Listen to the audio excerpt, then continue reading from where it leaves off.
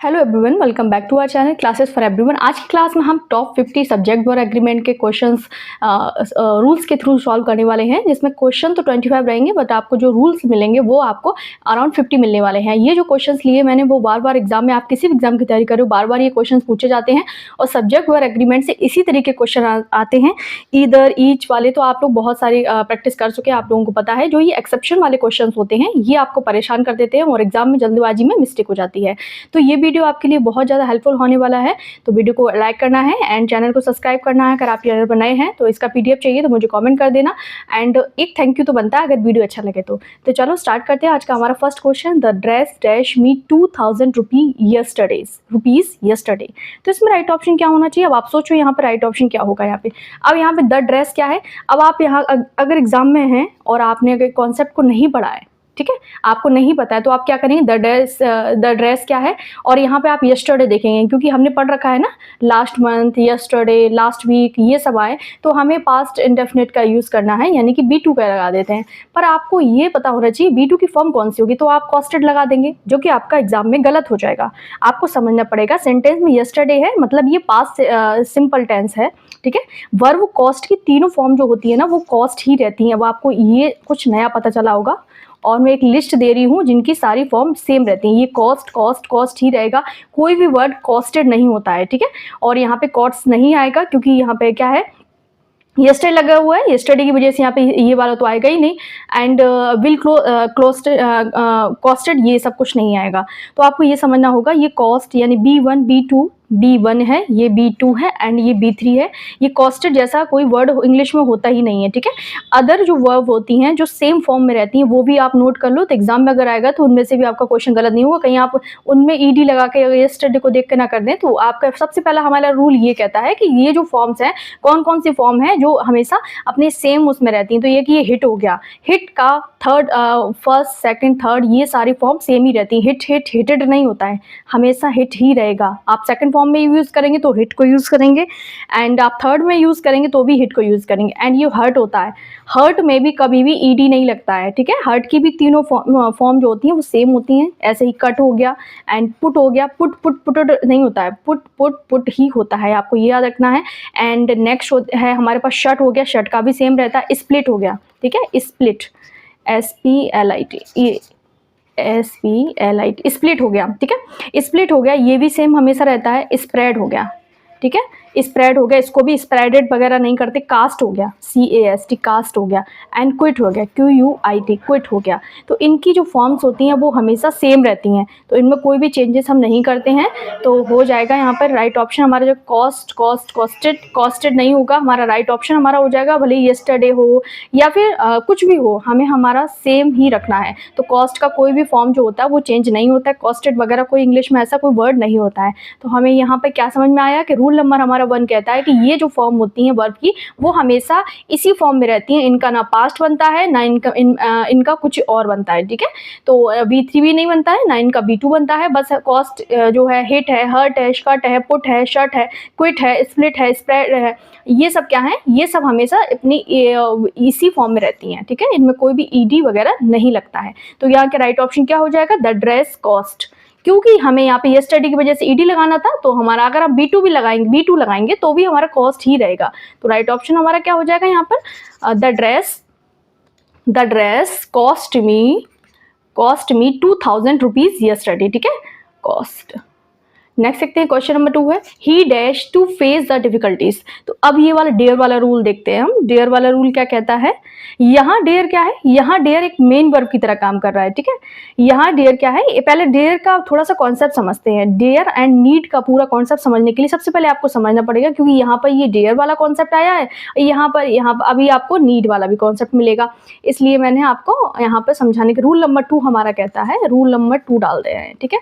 Question के साथ में मैंने रूल्स लिए ताकि आपको अच्छे से समझ में आए। जैसे क्या होता है, प्रैक्टिस भी अच्छी हो जाती है और आपको पता चलता है कि अगर ये होगा तब हमें ये लगाना है। अगर मैं रूल्स सारे लेकर आ जाती ना तो समझ में नहीं आता। इससे क्या होता है, डेयर एंड नीड जो है ना आपकी, जो ये डेयर एंड नीड है, ठीक है, डेयर एंड नीड, इनको क्या कहते हैं, ये सेमी मॉडल्स है। एग्जाम में अगर ऐसे भी पूछ लेते हैं कभी कभी कि सेमी मॉडल्स इसमें से कौन सा है, इनको सेमी मॉडल्स कहते हैं या फिर क्वासी मॉडल्स कहते हैं, QUASI क्वासी मॉडल्स भी कहते हैं इनको, ठीक है। यहाँ तक समझ में आ गया, ठीक है, क्योंकि वर्ब क्योंकि ये जो मेन वर्ब और ऑक्सिलरी वर्ब दोनों का काम कर सकते हैं, इसलिए इनको क्वासी और इनको क्या कहते हैं, सेमी मॉडल्स कहते हैं, क्योंकि ये दोनों का काम करते हैं। ये मेन वर्ब का भी काम करती हैं एंड ये क्या करती हैं, एंड ये ऑक्सिलरी वर्ब का भी काम करती है। ठीक है, ऑक्सिलरी वर्ब का भी काम करती हैं।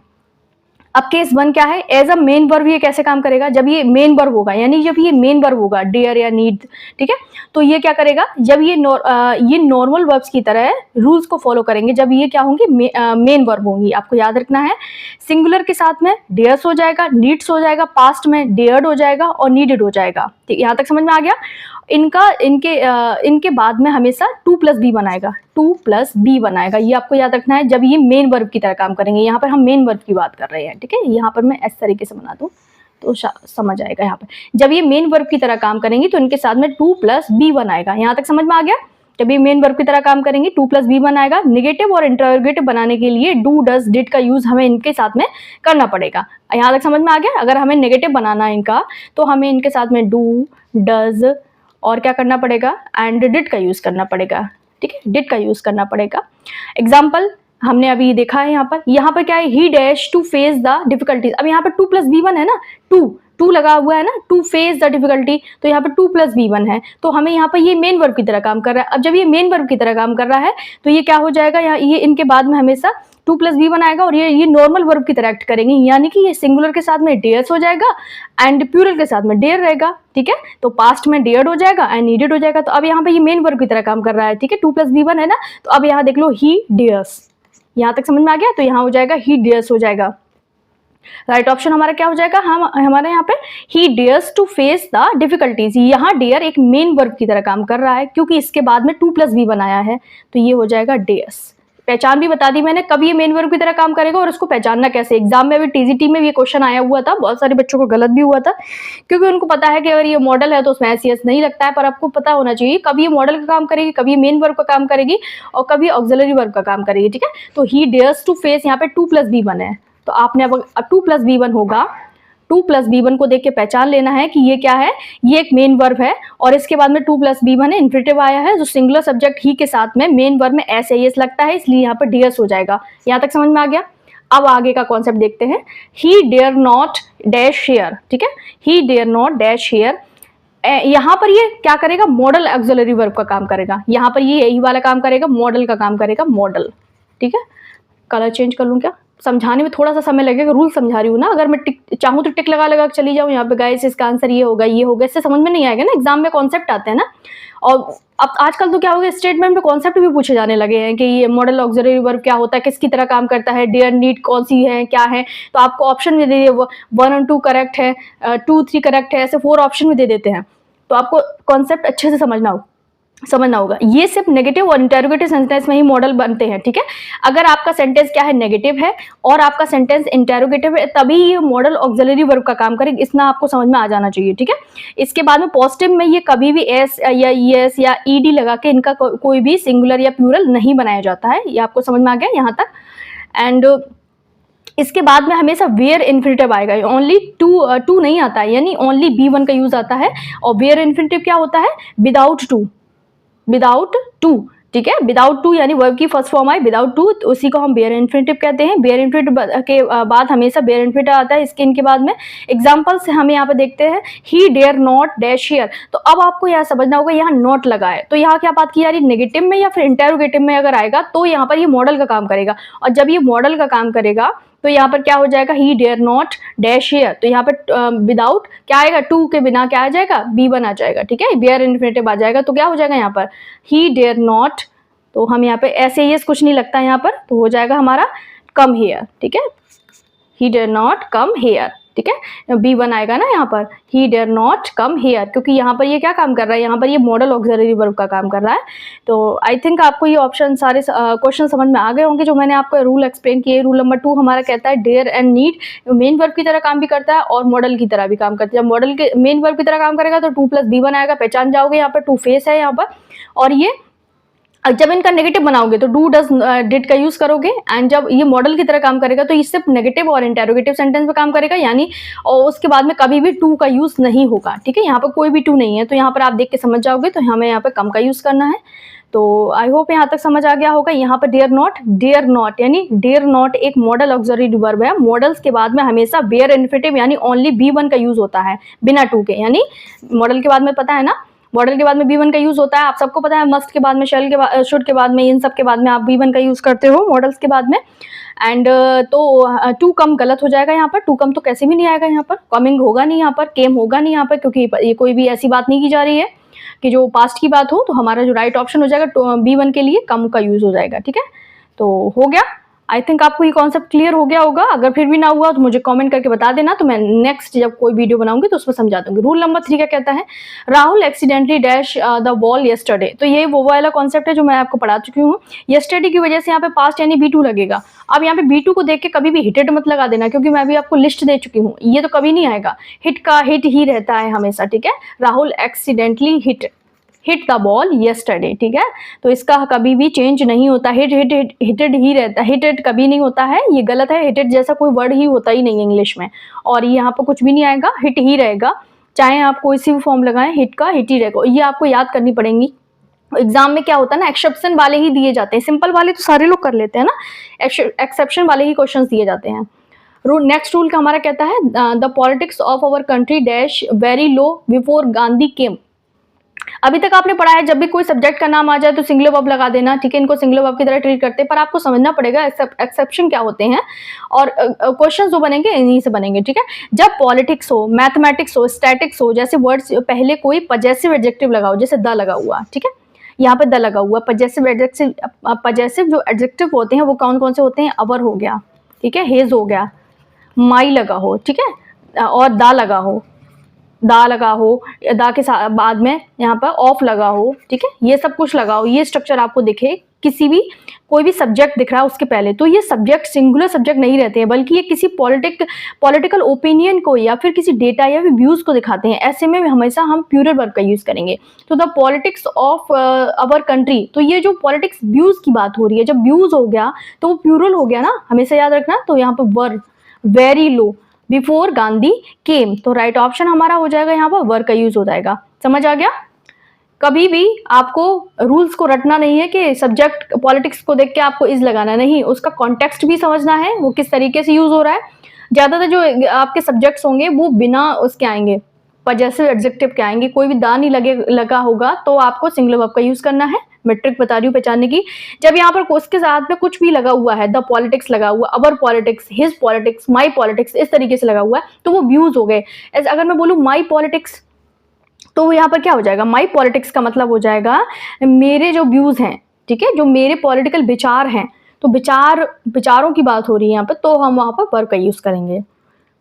नेक्स्ट रूल हमारा कहता है देयर डैश लॉट्स टू से, तो इसमें राइट ऑप्शन क्या होगा, यहाँ पर देयर वाले सेंटेंस में वर्ब आने वाले नाउन पर डिपेंड करती है। यहाँ पर लॉट्स टू से का मतलब है जनरल बात हो रही है, यहाँ पे सिचुएशन है, ठीक है, अनकाउंटेबल सेंस दे रहा है, इसलिए हम यहाँ पे सिंगुलर वर्ब का यूज करेंगे। ठीक है, लॉट्स टू से, तो हो जाएगा हमारा राइट ऑप्शन इज हो जाएगा, देयर इज लॉट्स टू से हो जाएगा यहाँ पर। ठीक है, थोड़ा lots of, a lot of का थोड़ा सा कॉन्सेप्ट समझ लेते हैं। ये हमारा रूल है, रूल नंबर है हमारा 6। ठीक है, इसका हम रूल देखते हैं। लॉट्स ऑफ या अ लॉट ऑफ के बाद में आने वाला नाउन तय करता है कि वर्ब सिंगुलर होगी या फिर प्लूरल, तो इसके बाद में जो आएगा वो तय करेगा, ये तय करेगा कि यहाँ जो वर्ब होगी वो सिंगुलर होगी या फिर प्लूरल होगी। लॉट्स ऑफ प्लस क्या हो, अनकाउंटेबल नाउन हो, तो हम सिंगुलर वर्ब का यूज करेंगे। ठीक है, अनकाउंटेबल नाउन हो, लॉट्स ऑफ के बाद में अनकाउंटेबल नाउन हो, तो यहाँ पे अनकाउंटेबल नाउन की तरह यूज किया जा रहा है, इसलिए हमने सिंगुलर वर्ब का यूज किया। जैसे एग्जांपल अगर मैं दूं, there is lots of money left, there is lots of money left. ठीक है, there is lots of money left. ठीक है, तो यहाँ पे क्या किया हमने, यहाँ पर मनी के अकॉर्डिंग हमने यहाँ पर देयर इज लॉट्स टू से, यहाँ पे बातें मेजर नहीं की जा सकती, इसलिए ये एब्स्ट्रैक्ट है। देयर इज लॉट्स टू से, यहाँ पे ये बातें से कहना, मुझे बहुत कहने के लिए बहुत कुछ है, तो कहना क्या है, कहने को गिन सकते हो नहीं ना, तो इसलिए हमने यहाँ पे ये एब्स्ट्रैक्ट की तरह यूज किया है, तो ये सिंगुलर हो गया ना, तो जब अनकाउंटेबल है तो सिंगुलर की तरह ट्रीट किया जाएगा, तो इसलिए यहाँ पर इज का यूज हुआ है। और मनी के लिए यहाँ पर क्या हुआ है, लॉट्स ऑफ के बाद में जो नाउन आता है उसके अकॉर्डिंग यूज करते हैं, वो अनकाउंटेबल है, इसलिए हमने यहाँ पर सिंगुलर का यूज किया है। अब थोड़ा सा देख लेते हैं, lots of plus plural noun हो, lots of plus plural noun, plural countable noun हो तो प्लूरल वर्ब का यूज होगा, ठीक है। तो यहाँ पर अगर मैं एक लिखूं question, there dash lots of students in the class. अब यहाँ पर बताओ, यहाँ पर राइट ऑप्शन क्या होगा, ठीक है। दिस इज योर होमवर्क, आप लोग मुझे कमेंट करके इसका आंसर देंगे कि यहाँ पर राइट ऑप्शन क्या होगा। लॉट्स ऑफ के बाद में कैसा नाउन है जो अपने पहले कौन सी वर्ब लेगा, ये आपका होमवर्क है, आप लोग मुझे कमेंट करके इसका आंसर देंगे, ठीक है। नेक्स्ट देखते हैं, the doctor suggested that he dash rest. ये वाले मैं आपको इससे पहले वाला टेंस में बहुत अच्छे से कॉन्सेप्ट समझा चुकी हूँ।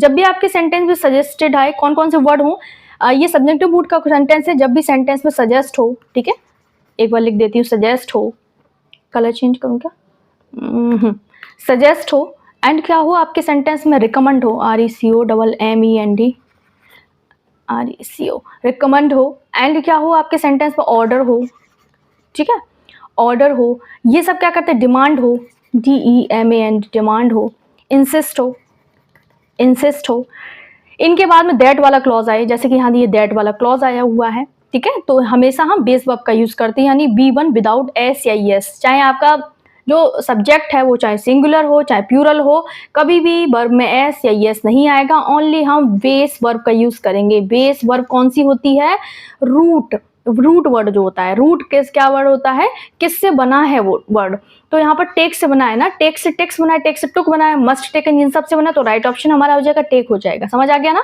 हम रूट वर्ड का यूज करेंगे। रूट वर्ड वो होता है जिससे सारे ओरिजिन हुआ है, यानी कि जैसे आपके फादर मान लो, उन्हीं से तो ओरिजिन हुआ है, आप आए हो, आपके भी बच्चे आएंगे, इस तरीके से, तो रूट वर्ड हो गया। तो रूट वर्ड क्या है, यहाँ पर टेक है, टेक से ही सब कुछ बना है। तो डॉक्टर सजेस्टेड दैट ही के लिए आप टेक्स कभी मत लगा देना एग्जाम में, क्योंकि आपको ये समझना होगा, ये सब्जेक्टिव मूड का क्वेश्चन है, तो यहाँ पर टेक हो जाएगा, ठीक है। Take, the doctor suggested that he take rest. समझ आ गया। एग्जाम्पल अगर मैं दूं, I insist that she be present, I insist that, अब यहाँ पे इंसिस्ट आ गया ना, मैंने यहाँ लिखाया हुआ, आपको इंसिस्ट आ जाए, इंसिस्ट आ गया ना, insist that she dash present, ठीक है। यहाँ पर इज विज नहीं आएगा, शी इज प्रेजेंट नहीं आएगा, यहाँ पर हमें बेस फॉर्म का यूज करना है, इज, एम, आर, वॉज, वर, ये किससे बने, ये बी से बने हैं, और बी क्या है, बी रूट वर्ड है, तो हमारा यहाँ पे बी आएगा। सॉरी, यहाँ पे क्या आएगा, यहाँ पे बी आएगा। नेक्स्ट देखते हैं, they would rather, next rule हमारा कहता है हेयर, तो इसमें राइट ऑप्शन क्या होगा, आपको याद रखना है, जब भी आपके सेंटेंस में कौन कौन से वर्ड हो, हैड बेटर हो, ठीक है, हैड बेटर हो, हैड रादर हो, ठीक है, वुड सूनर हो, ये आपको नोट भी करने हैं, वुड सूनर हो, एंड लेट हो, मेक हो, ठीक है, बिड हो, वुड रादर हो गया, वुड सूनर, वुड रादर हो, तो इन सब के बाद में आपको हमेशा क्या यूज करना है, B1 का यूज करना है, ठीक है। बेयर इन्फिनेटिव का यूज करना है, विदाउट टू वाला, ठीक है। तो बेयर इन्फिनेटिव क्या होता है, विदाउट टू, यानी वर्ब की फर्स्ट फॉर्म, ये वर्ब की फर्स्ट फॉर्म है, first form of the verb का यूज करना है। वुड रादर के बाद हमेशा बेयर इन्फिनेटिव यानी B1 का यूज होता है, तो आपको याद रखना है, ये सारे वर्ड भी याद रखने हैं। तो ये हमारा नेक्स्ट रूल था, तो आ जाएगा, क्या हो जाएगा, दे वुड रादर, यहाँ क्या हो जाएगा, स्टे हेयर, ठीक है, स्टे, B1 हमारा यही है ना, विदाउट टू वाला, bare infinitive, stay here. Next देखते हैं, the teacher made him dash the essay, तो यहाँ पर टीचर ने क्या कराया, मेक जब कॉस्टिव वर्ब यानी किसी के काम करवाने की तरह एक्टिव में यूज होता है, तो उसके बाद में बेयर इन्फिनेटिव यानी B1 लगता है। मेड हिम राइट सही होगा अगर पैसिव में है तो, वॉज मेड टू राइट, अगर पैसिव में होगा तो वॉज मेड टू राइट हो जाएगा, अगर एक्टिव में है तो मेड हिम राइट हो जाएगा, the teacher made him right हो जाएगा, ठीक है। यहाँ क्या लगेगा, यहाँ पर लगेगा बेयर इन्फिनेटिव लगेगा। बेयर इन्फिनेटिव समझ लो, बेयर इन्फिनेटिव क्या होता है, बेयर इन्फिनेटिव जो होता है विदाउट टू की, विदाउट टू यानी वर्ब की फर्स्ट फॉर्म लगती है विदाउट टू, ठीक है। तो हो जाएगा यहाँ पर राइट टू से हो जाएगा, the teacher made him write to essay, से नहीं सॉरी ऐसे हो जाएगा, ऐसे। तो यहाँ पर क्या है, द टीचर ने उनसे ऐसे लिखवाया। अब यहाँ पर क्या होता है आपको समझना कैसे, कॉस्टिव वर्ब क्या होती है, कॉस्टिव वर्ब होती है मेक होती है, ठीक है, लेट होती है, हेल्प होती है, हैव होती है। तो ये सब क्या होती है, जब भी ये सारे वर्ड होते हैं, जब इस तरीके से आए जो कर्ता खुद ना काम करके दूसरों से करवाए, जब सब्जेक्ट खुद ना काम, टीचर ने बच्चों से करवाया ना, तो ये आपको समझ में आ गया कि ये कॉस्टिव वर्ब है। तो आपको यहाँ पर बेयर इन्फिनिटिव का यूज करना है। तो द टीचर राइट्स एन ऐसे, ठीक है, इस तरीके से होता है। तो टीचर खुद काम कर रहा है, यहाँ पर टीचर काम नहीं कर रहा है, यहाँ बच्चों से वो करवा रही है। तो जो बच्चों से अगर करवा रहा है टीचर, तो वो कॉस्टिव वर्ब हो गया। यहाँ पर खुद ना काम करके दूसरों से जब कराया जाता है तो बेयर इन्फिनिटिव आता है, ठीक है। नेक्स्ट देखते हैं, to take test dash stressful for many students. तो इसमें राइट ऑप्शन क्या होगा यहाँ पर, ठीक है। जब भी कोई इन्फिनिटिव यानी 2+B1 या जेरेंट वर्ब में आईएनजी से सेंटेंस सब्जेक्ट बनता है, ठीक है, 2+B1 से स्टार्ट हो रहा है, जब भी आपका सेंटेंस 2+B1 से स्टार्ट हो या फिर जेरेंट से स्टार्ट, जेरेंट से स्टार्ट, जेरेंट क्या होता है, वर्ब की फर्स्ट फॉर्म में आईएनजी, जैसे मैं बोलूँ गोइंग बोलूँ, ठीक है, स्विमिंग बोलूँ, ये सब क्या है, ये जेरेंट है। और ये सब क्या करते हैं, ये नाउन का काम करते हैं, वर्ब की सेंटेंस का सब्जेक्ट भी बनते हैं, ऑब्जेक्ट भी बनते हैं, ठीक है। तो ये क्या है, जब कोई इन्फिनिटिव 2+B1 या जेरेंट से सेंटेंस की सब्जेक्ट बनता है तो उसके हमेशा सिंगुलर माना जाता है उनको। टू टेक टेस्ट एक सिंगल एक्टिविटी है, इसलिए यहाँ पर एज आ जाएगा, टू टेक टेस्ट एज आ जाएगा। तो ये सब सिंगुलर माने जाते हैं, इनके साथ में कभी प्लूरल वर्ब नहीं लगता है। तो शुरुआत हमारी किससे हो रही है, टू टेक से, यानी 2+B1 से हो रही है। ये क्या है, 2+B1 क्या होता है, इन्फिनिटिव होता है।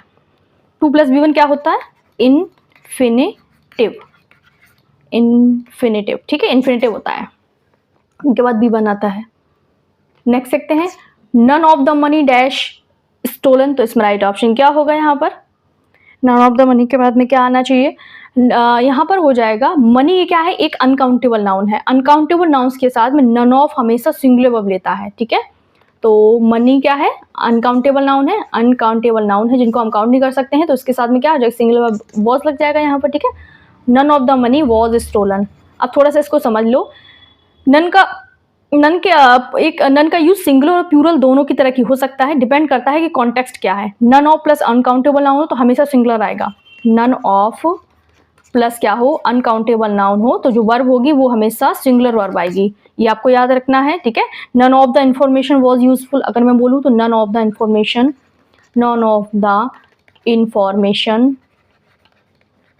इंफॉर्मेशन यहाँ पे मैं क्या करूँगी बताओ, यूजफुल, ठीक है। इंफॉर्मेशन क्या अनकाउंटेबल नाउन है, तो क्या हो जाएगा, वॉज या फिर इज, कुछ भी कर दो।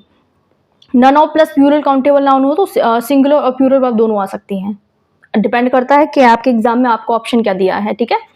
नन ऑफ हो प्लस क्या हो, प्लूरल काउंटेबल नाउन हो जिसको आप काउंट कर सकते हो, जैसे स्टूडेंट्स हो गया, ठीक है, बुक्स हो गया, और प्लूरल काउंटेबल नाउन हो, और तो इनके साथ में हम सिंगुलर वर्ब का भी यूज़ करते हैं एंड प्लूरल वर्ब का भी यूज़ करते हैं, डिपेंड करता है कॉन्टेक्स्ट क्या है।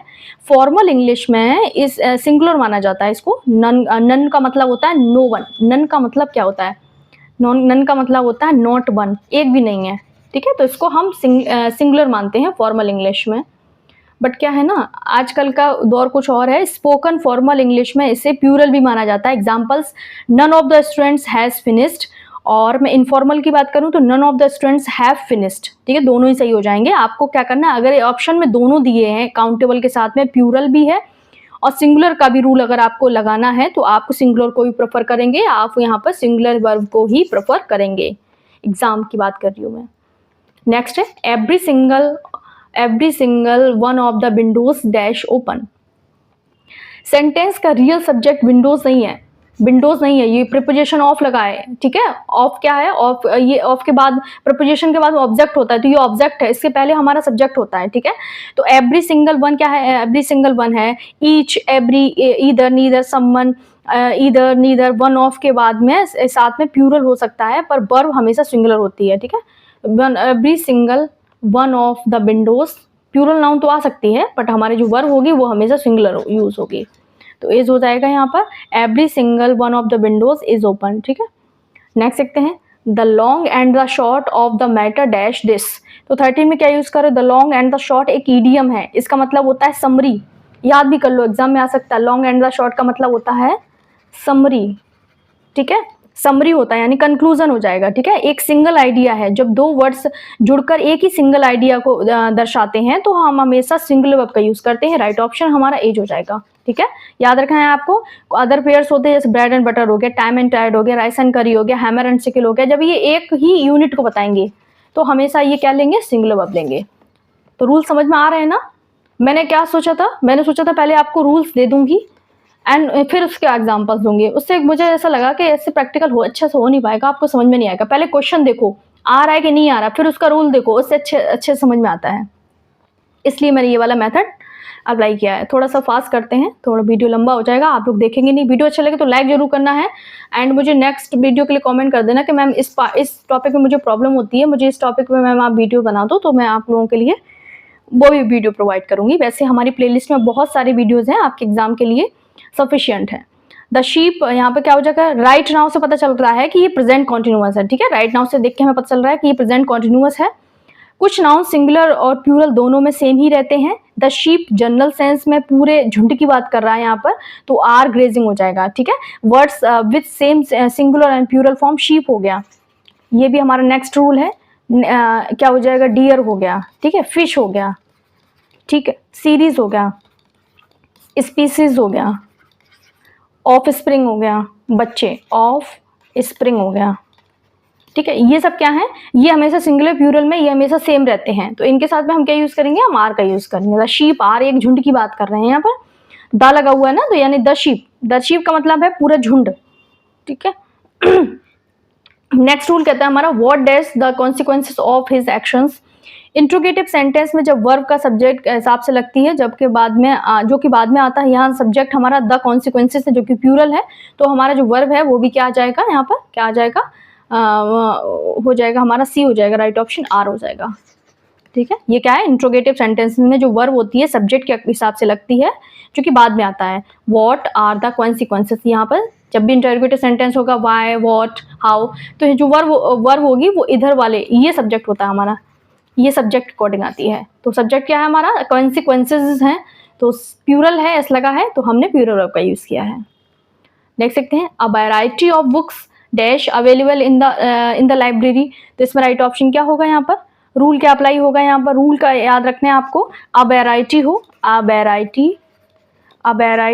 वैरायटी ऑफ प्लस क्या हो, प्लूरल नाउन हो, तो हमेशा हम प्लूरल वर्ब का यूज करेंगे, ठीक है। बहुत सारी किताबों की बात हो रही है ना, अब याद रखना है द वैरायटी है एग्जाम में, ठीक है, variety, the variety plus plural noun हो तो हम सिंगुलर वर्ब का यूज करते हैं। वैरायटी की टाइप को डिनोट करने के लिए अब वैरायटी है, इसलिए हम यहाँ पर आर का यूज करेंगे, समझ आ गया। अब वैरायटी प्लस प्लूरल नाउन है तो प्लूरल वर्ब का यूज करेंगे। अब वैरायटी प्लस प्लूरल नाउन है, प्लूरल वर्ब का यूज किया है। द वैरायटी आ जाए यानी कि एक ही यूनिट की बात करेगी, प्लस क्या हो, सिंगुलर प्लूरल वर्ब हो, तो भी हम वहां पर सिंगुलर वर्ब का यूज करेंगे, समझ आ गया। नेक्स्ट देखते हैं, the logic behind his argument dash flawed.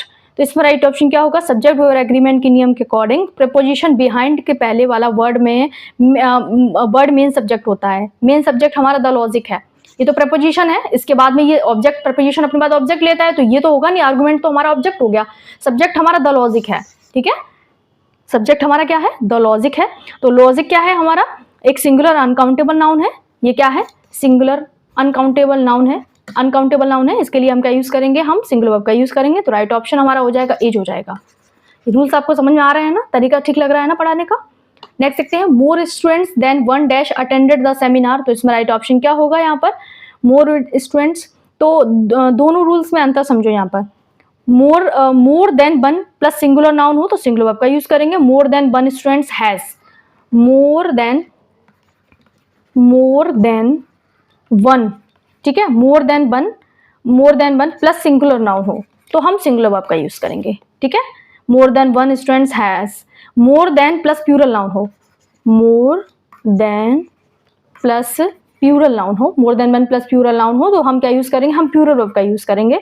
तो more student than one have, more student than one have, ठीक है, समझ आ गया। यहाँ पर ये नाउन अंतर बताएगा हमें क्या करना है। यहाँ पर समझ आ गया, यहाँ पर यहाँ सेकंड रूल लग रहा है इसलिए यहाँ पर हैव आ जाएगा।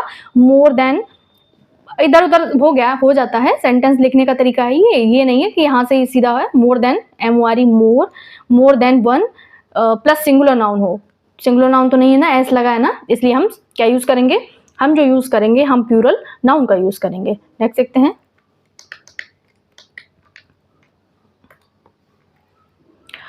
2 kilograms of sugar dash enough for this recipe. तो इसमें राइट ऑप्शन क्या हो जाएगा, यहाँ पर जब कोई specific quantity, weight, distance, time या अमाउंट को एक सिंगल यूनिट की तरह यूज किया जाता है। मैं लिख दूं, नेक्स्ट रूल है हमारा। रूल क्या कहता है, जब भी कोई स्पेसिफिक क्वांटिटी हो, ठीक है, वेट हो 5 kg 4 kgs इस तरीके से हो, डिस्टेंस हो 5 kilometres is not is a big distance, तो इस लगाएंगे हम। टाइम हो, ठीक है, या कोई अमाउंट हो, जब ये एक यूनिट की तरह काम करेंगे तो कोई एक सिंगल यूनिट की तरह ट्रीट किया जाता है, तो हमेशा हम सिंगुलर वर्ब का यूज करते हैं। 2 किलोग्राम्स यहाँ पर एक क्वांटिटी को दिखा रहा है, एक सिंगल क्वांटिटी को दिखा रहा है कि 2 किलो चीनी एक ही पैकेट में आई होगी ना, इसलिए इसका यूज करेंगे। कहीं बिखरी नहीं है ना। इन सब का यूज कैसे होता है, इनका प्लूरल भी यूज होता है, आपको याद रखना है। यहाँ पर जब ये एक यूनिट की तरह काम करेंगे तब इस तरीके से काम करेंगे। नेक्स्ट है the arms distributed among the poor daily. तो इसमें राइट ऑप्शन क्या होगा, आर्म्स क्या है, भीख क्या है, एक ऐसा नाउन है जो देखने में हमेशा सिंगुलर लग सकता है लेकिन पर ग्रामर में इसको हमेशा प्लूरल माना जाता है, इसलिए इसके साथ में हमेशा हम प्लूरल वर्ब का यूज करते हैं। और कुछ वर्ड नोट कर लो, जैसे थैंक्स हो गया, ठीक है, थैंक्स आर होता है, प्रोसीड्स, ठीक है, प्रोसीड्स आर होगा, रिचेस आर, धन की बात कर रहा है यहाँ पे, धन दौलत, रिचेस का मतलब धन दौलत है, रिमेन्स जो खंडर के बचे हुए चीजें होती है ना वो, एसेट्स, ठीक है, एसेट्स हो गया, ASSETS, एसेट्स की स्पेलिंग ASSETS, एसेट्स होता है। एंड एक वर्ड होता है क्रेडेंशियल, इन सब के बाद में हम आर का यूज करते हैं, प्लूरल वर्ब आता है, ठीक है। तो आर्म्स आर, भीख है, भीख में पैसे, इस तरीके से आर्म्स आर। नेक्स्ट देखते हैं, नेक्स्ट रूल हमारा क्या कहता है, heavy weaponry dash shipped to the border yesterday. तो इसमें राइट ऑप्शन क्या होगा, यहाँ पर वेपनरी क्या है, हथियार, ठीक है, एक कलेक्टिव एब्स्ट्रैक्ट अनकाउंटेबल कैटेगरी में आता है ये। तो कुछ नाउन्स हमेशा सिंगुलर फॉर्म में रहते हैं और ये सिंगुलर वर्ब ही लेते हैं। यस्टरडे है इसलिए हम पास्ट सिंगुलर वर्ब वॉज का यूज करेंगे। राइट ऑप्शन हमारा हो जाएगा वॉज हो जाएगा, ठीक है। और कौन कौन से होते हैं, other singular collective uncountable nouns होते हैं, जैसे मशीनरी हो गया, MACHINERY, मशीनरी हो गया, CSCENER, सीनरी होगा, पोइट्री हो गया, ठीक है, फर्नीचर हो गया, ये कभी भी प्लूरल वर्ब नहीं लेंगे, ठीक है। और लगेज हो गया, ठीक है, एंड बैगेज हो गया, और क्या हो गया, स्टेशनरी हो गया, STATIONERY, स्टेशनरी हो गया। ये सब क्या है, इन सब के साथ में हमें सिंगुलर वर्ब का यूज करना है, ठीक है, इन सब के साथ में हमें सिंगुलर नाम यूज करना। अदर ये सिंगुलर कलेक्टिव अनकाउंटेबल नाउन्स की तरह यूज किया, अनकाउंटेबल नाउन है नहीं है, अनकाउंटेबल नाउन, इनको आप काउंट नहीं कर सकते, फर्नीचर को काउंट नहीं कर सकते, पीसेज ऑफ फर्नीचर को काउंट कर सकते हैं आप, सीनरी को काउंट नहीं कर सकते, ठीक है, पोएट्री हो गया, मशीनरी हो गया, इन सब के साथ में हम सिंगुलर वर्ब का यूज करते हैं। स्टेशनरी में जब AR वाला होगा, ARY, तो ये हो जाएगा, जो स्टेशनरी होता है ना, लिखने पढ़ने वाला सामान होता है, वो वाला हो जाएगा। जब इसको स्टेशनरी, एक मैं आपको वोकैब का वर्ड बता दूं, STATIONERY, तो इसका मतलब हो जाएगा नॉट मूवेबल, ठीक है, स्टिल, जो एक जगह रुका हुआ, इसका मतलब ये होता है। तो दोनों मंत्र समझ लेना। AR वाला होता है, उसका मतलब होता है सामान, लिखने पढ़ने का सामान जो होता है वही वाला। नेक्स्ट देखते हैं, the whereabouts of the fugitive dash still unknown. तो इसका मतलब समझ लो, वेयर अवार्ड्स क्या होता है, वेयर अवार्ड्स का मतलब होता है ठिकाना, पता, ठीक है।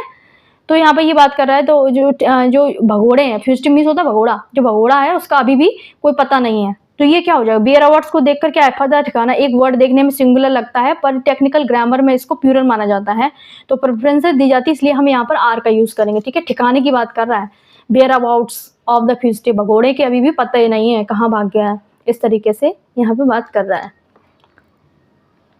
नेक्स्ट देखते हैं, total chaos dash erupted after the announcement. Chaos क्या होता है, अफरा तफरी होता है, अफरा तफरी मचना। अफरा तफरी एक अनकाउंटेबल नाउन है, सभी अनकाउंटेबल नाउन सिंगुलर होते हैं, इसलिए हमेशा हम सिंगुलर का यूज करते हैं। इरप्टेड है इसलिए हम यहाँ पर हैज का यूज करेंगे, ठीक है, हैज हो जाएगा, हैज इरप्टेड आफ्टर अनाउंसमेंट।